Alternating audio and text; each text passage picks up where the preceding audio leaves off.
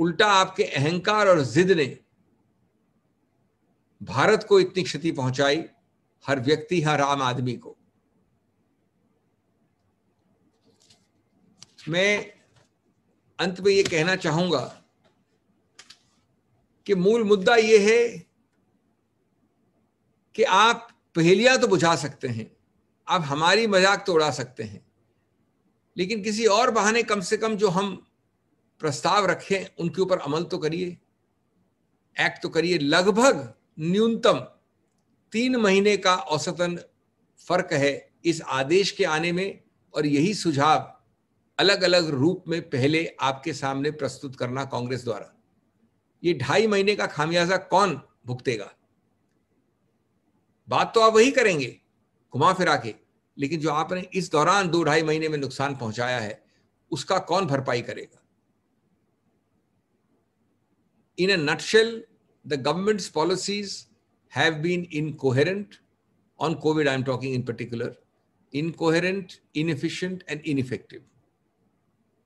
Essentially, not in these words, this is what the Supreme Court has held: irrational and arbitrary. In a nutshell, the Supreme Court has directed the government to ensure coherence, transparency, and accountability in its COVID policies.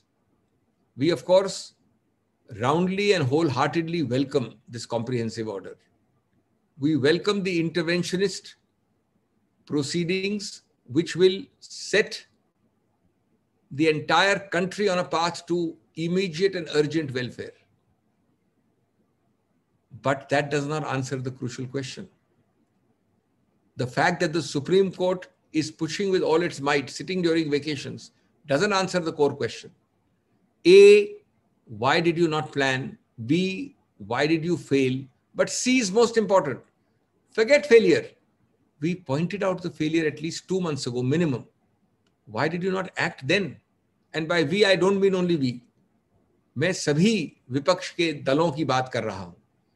इस मुद्दे में मैं नहीं समझता कि किसी प्रकार के राजनीतिक रंग में थोड़ा भी मतभेद रहा होगा, लेकिन आपने सभी को उसी रूप से देखा, और इसलिए ये दुखद प्रसंग है कि आज ये भुगतान हमें करना पड़ रहा है।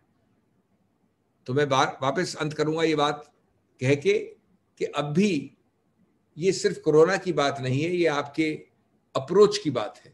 अब भी अगर अपने अप्रोच को थोड़ा बदले, थोड़ी ह्यूमिलिटी लाएं, थोड़ी विनम्रता लाएं, थोड़ी आत्मसात करने की प्रक्रिया लाएं, तो इस देश की कोविड से संबंधित विशेष रूप से और बाकी आर्थिक नीतियां बहुत ज्यादा प्रभावशाली होंगी। हमारी मजाक कम उड़ाएं, और मजाक उड़ाएं तो भी कोई आपत्ति नहीं है, लेकिन हमारे जो लिखित चीजें हैं उस पर कम से कम कुछ एक्ट करिए। Thank you.